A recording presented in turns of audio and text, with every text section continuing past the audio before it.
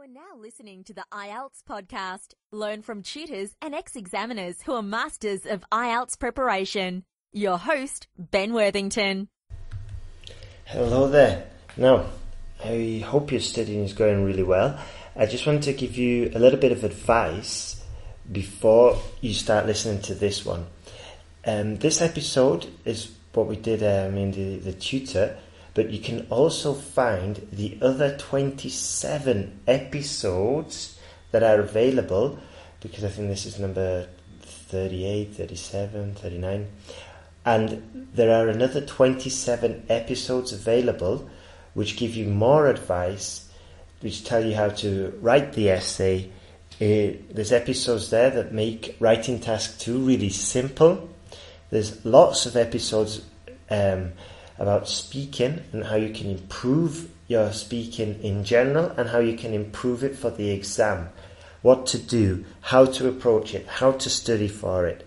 And personally, I think this is much better than the IELTS courses available, because you have 30 different tutors all giving you the best advice. And this advice is being accumulated from years and years of experience. One tutor had about 20 years of experience. The other person on the interview was an ex-IELTS examiner. So it's really like an insider's point of view, and you have access to these world-class teachers and ex-IELTS examiners, and it really gives you like a tip, really gives you an advantage when it comes to preparing for the exam. So go over to IELTSPodcast.com and check that out. I'd strongly recommend it. 27 episodes available there. That's an incredible amount of experience and an incredible advantage if you download them all and listen to them all and study. Not to mention, you're also improving your listening skills, because most of them are with native speakers. And this is a kind of study that you can do on the bus, when you're walking to work, when you're having your breakfast. Yeah, so you can utilize some of that dead time, what I call dead time, and you can make it into productive studying time as well. So go over to IELTSPodcast.com and click on Get All the Podcasts. And of course, enjoy this episode. Hello, and welcome to the IELTS podcast. Thank you for listening. Thank you for all the emails as well. Thanks for subscribing, and also thanks for all those 5-star reviews on iTunes. I was quite surprised. I don't check it that often, so it was good to see them. Thank you. Keep them coming. Now, this podcast is going to be all about the IELTS reading. What I did is I went to Scribd, found an IELTS practice exam paper, an official one, and I thought we could just quickly go through it, and I'll tell you how to deal with each section that is on the paper. Now, for the reading exam, I'll just go over a few outlines. Firstly, skimming is a good skill. What you do is you just fly through the text. If you don't understand a word, don't worry. Just keep moving. Keep moving. Another point, when you're doing the reading test, the reading section, make sure you answer every question. No marks are deducted. Don't leave anything blank. Take an educated guess. If you've just got no time at all, fill up the last 10 questions, bang, bang, bang, with any letters. You're bound to get about 25% or 20%, depending on the odds. But if you just fill it up with random letters, probability will say that you'll get some points. So that's if you find yourself. Hopefully you don't get in that situation. Hopefully you've paced your time and you've dedicated the correct amount of time for each section. Another word of warning, well, not a word of warning, some word of advice, piece of advice. Wow, losing my English. Piece of advice is, if you're going for a band 9, don't dedicate equal amounts of time for each section. Dedicate less time to the easier section, fly through that, then you have more time to dedicate to the harder questions. And vice versa, if you're going for a band 7 or a band 8, but band 7 probably, you want to be picking up more points at the beginning and maybe dedicating less time towards the end, because near the end is where the hard questions are. And well, if you're only aiming for a band 7, there's no point trying to pick up a very high average on every single section. You might as well pick up very high at the beginning, and then as it gets more difficult, dedicate less time, because it's going to be more difficult to pick up the points. The best advice is just to practice, and try different strategies. Try the strategy I just said, try a strategy your teacher says, and experiment. Then take the one that works the best for you, and use that in the exam. That's the optimum advice. Now, let's get started. I'm looking at the practice exam. It's an official exam. I can see 7 paragraphs, each lettered, A, B, C, D, E, F, G, H. And this particular one, it's a very interesting article called A Chronicle of Timekeeping, something that I always wanted to know about. And when I saw the title, I was so relieved that it was something that I love. I'm just joking. It's a chronicle of timekeeping. Okay, fair enough. It's not the most amazingly interesting topic, but that doesn't matter. What we need to do is have a quick read of it. Okay, then it says questions 1 to 4. Reading passage 1 has 8 paragraphs, A to H. Which paragraph contains the following information? Write the correct letter, A to H, in boxes 1 to 4 of your answer sheet. So this one we are matching headlines. We have to identify the main focus of each paragraph. Once we get the main idea from each paragraph, we know which heading is going to be the most apt, which is going to be the most appropriate to put on there. So pay attention to which paragraphs, okay? To which paragraphs you have to match up. Sometimes you might not even need every single paragraph there. So the way to approach this is skim through all the headings, have a quick read of all the headings first, then read through the paragraphs, okay? And when you're reading through the paragraphs, look for the main idea. Time is very important, especially in this section, which is supposed to be one of the easiest sections of the exam. You read the headings quickly, then you go through the paragraphs, trying to pick up the main idea from each paragraph and finding the heading that's most appropriate, or matching the heading that best fits that paragraph. If you don't find anything, just skip it, make a note, and go back to it later. Make a note on the piece of paper. Okay? For questions 5 to 8, we're given 4 sentences. For these ones, we have to match the headings that are given in a box below. And in this particular one, we've got 6 nationalities, and we have to match the nationality with the sentence. That's not too difficult, especially if you've got a good idea of the paragraphs and you've understood the text.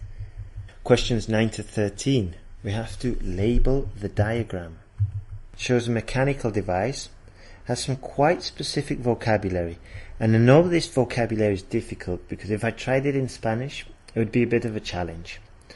So I'd identify the paragraph, read the text again, and maybe there would be a few educated guesses, but just keep going, keep working through it. The clock's ticking, you need to keep moving. Okay. Reading passage 2. You should spend about 20 minutes on questions 14 to 26, which are based on reading passage 2 on the following pages. Questions 14 to 19. Reading passage 2 has 7 paragraphs, A to G. Choose the correct paragraphs for A and C-G from the list below. All this means, it's a bit confusing at first, but all it means is that they've given you the example, they've answered B, for you in the example. So that's why it says A and C, not choose the correct heading for paragraphs A to G. Okay. Now, just to warn you, here they've used Roman numerals. Okay. Roman numerals are just an old way of using of numbers. It's basically, it looks like a capital I. The X represents a 10. I think the V represents a 5.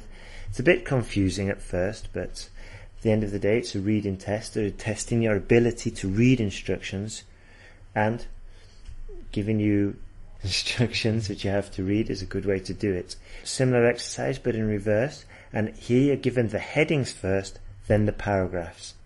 Now for the next one, we have true, false, not given. Of course, false means the statement contradicts the writer. Then, not given, of course, the writer does not give an opinion or doesn't even mention this. And true, of course, that is there. So, have a quick look over the statements. Get an idea.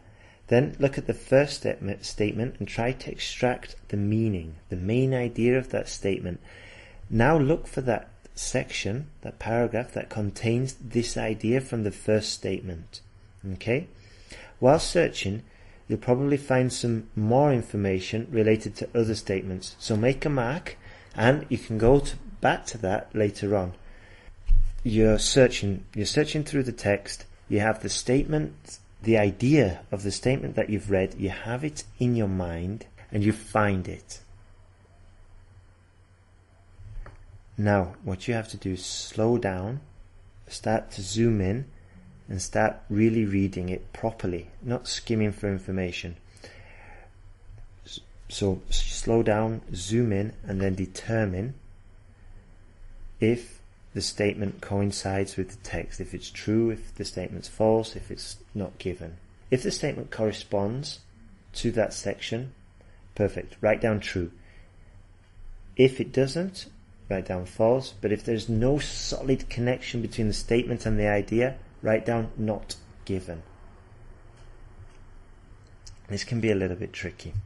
So, once again, best way to do this is with plenty of practice.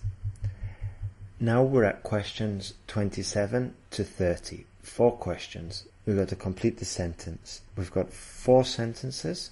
These are the causes, generally called the causes. And then we've got 7 alternatives to choose from.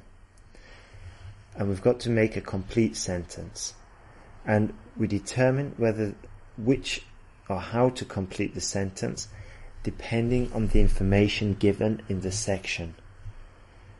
So first we read the causes, have a quick look at the effects, and then go into the section of text, start reading, look for the idea, look for the general gist, because in this section, sentence completion, this is what they're testing. They're testing the gist. The dictionary definition for gist is the most important pieces of information about something or general information without the details. So we're looking for the idea behind it. You have to decide which list you want to work from. I would recommend working from the causes list because it's usually shorter than the effects. So try that. Start reading the causes. Then look at the effects, have a guess, see which one it could be. Maybe you can eliminate some in the first read and say, okay, it's definitely not that one. Then go back to the section of the test, of the reading, where the reading starts, and start skimming, looking for that portion, that paragraph, which discusses the cause. Once you find it, zoom in, start reading slowly, and read it very carefully, trying to discover the effect, trying to determine which sentence out of the effects one best fits the cause. Once again, this is an exercise that deals with paraphrasing, because you're going to have the same information presented to you in a paragraph, maybe with more details, maybe presented slightly differently, and then you're going to have the same information again with these sentences, but written in a different way. So having the skill to paraphrase, learning how to do it, will help you learn how to recognize it, which will ultimately give you more skill and probably more confidence when you're doing the exam. Now, questions 31 to 40. This is the table completion, completing the table. So it says, complete the table below. Choose no more than 3 words from the passage for each answer. So we have the table, and then it's got 4 columns. It's got the title, Telepathy Experiments, the same title as the section of text. We've got 4 headings, name and date, description, result, and flaw. Flaw means error. So it's basically a table to describe the experiments that were written about in the text before. So I have to go through, and it's basically filling in the gaps. So we have to fully understand the text, we have to know what it means, and then we go through filling in the gaps. 9 questions in this one, and the table can be organized differently. Okay, sometimes it's organized depending on the date. Sometimes it could be organized in order of importance. So might be difficult. It might not always be presented in the same order as the text that you're reading. Once again, we're looking to see if the examiner's looking to see if you understand the gist of the paragraphs, if you can paraphrase. Once again, that skilled paraphrasing coming back, and it's also looking to see if you can skim and find the key information, specific information in the text. With this, once again, same skills as before. You skim, you slow down, you read, you get the details, you comprehend it, you understand it, and go back to the table and review it. So those were the questions that I had on this practice exam.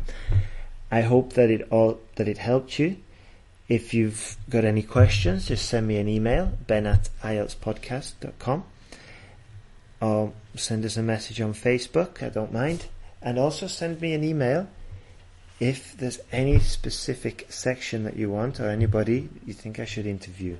Okay, I will be getting some new interviewees soon. It's just a bit of a hassle contacting them and organising the time, but don't worry, in the next few weeks you'll get some. Alright? Okay, take care. Thanks for listening to IELTSPodcast.com. And remember to leave your email for updates and early access to new podcasts.